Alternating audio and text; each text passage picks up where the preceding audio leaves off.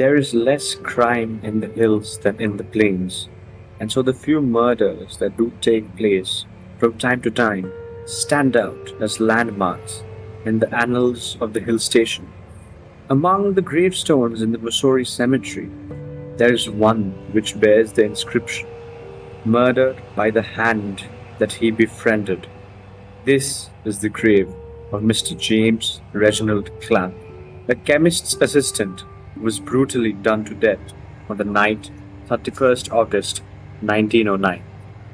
Miss Ripley B., who has spent most of her 87 years in the hill station, remembers the case clearly, though she was only a girl at the time.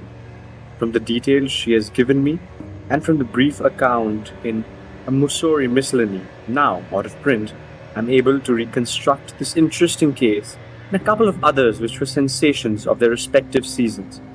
Mr. Clapp was an assistant in the chemist's shop of Messrs. J.B.&E., no longer in existence, situated in one of the busiest sections of the mall. At the time, the adjoining cantonment of Landor was an important convalescent center for British soldiers.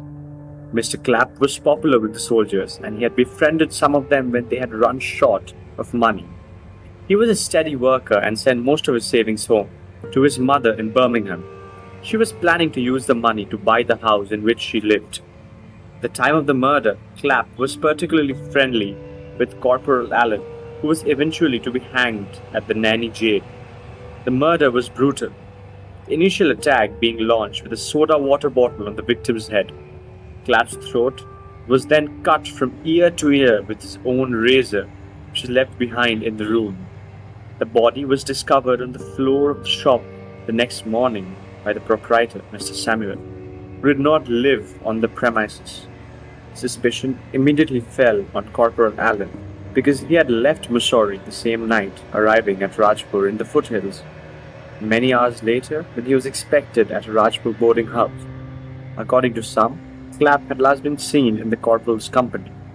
There is another circumstantial evidence pointing to Allen's guilt. On the day of the murder, Mr. Clapp had received his salary, and this sum, in sovereigns' notes, was never traced. Allen was alleged to have made a payment in the sovereigns at Rajpur. Someone had given Allen a biscuit tin packed with sandwiches for his journey down, and it was thought that perhaps the tin had been used by the murderer as a safe for the money. No tin was found, and Allen denied having had one with him. Allen was arrested at Rajpur and brought back to Missouri under escort. He was taken immediately to the victim's bedside where the body still lay. The police, hoping that he might confess his guilt when confronted with the body of the victim. But Allen was unmoved and protested his innocence. Meanwhile, other soldiers from among Mr. Clapp's friends had collected on the mall. They had removed their belts and were ready to lynch Allen as soon as he was brought out of the shop. The situation was tense, but further mishap was averted by the resourcefulness of Mr. Rust, the photographer who, being on the same building as the corporal, put on an army coat with a turned-up collar and arranged to be handcuffed between the two policemen. He remained with them inside the shop in partial view of the mob, when the rest of the police party escorted the corporal out by a back entrance.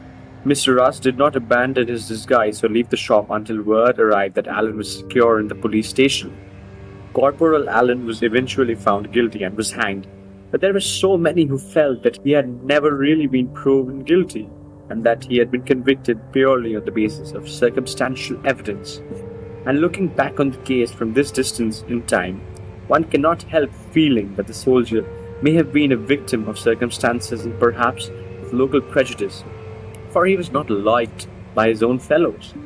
Allen himself hinted that he was not in the vicinity of the crime that night, but in the company of a lady whose integrity he was determined to shield.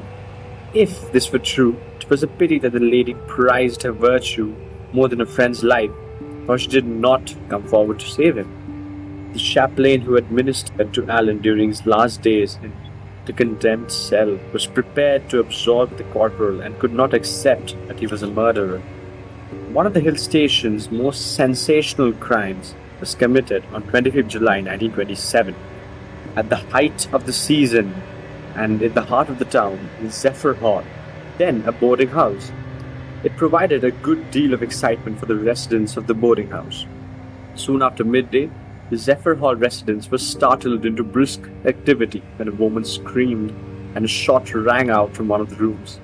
Other shots followed in rapid succession. Those boarders who happened to be in the public lounge or veranda dived for the safety to their rooms, but one unhappy resident, taking the precaution of coming around a corner with his hand held well above his head, ran straight into a leveled pistol.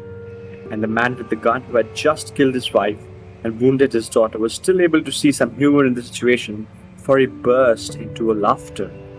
The boarder escaped unhurt, but the murderer, Mr. Owen, did not savor the situation for long. He shot himself long before the police arrived.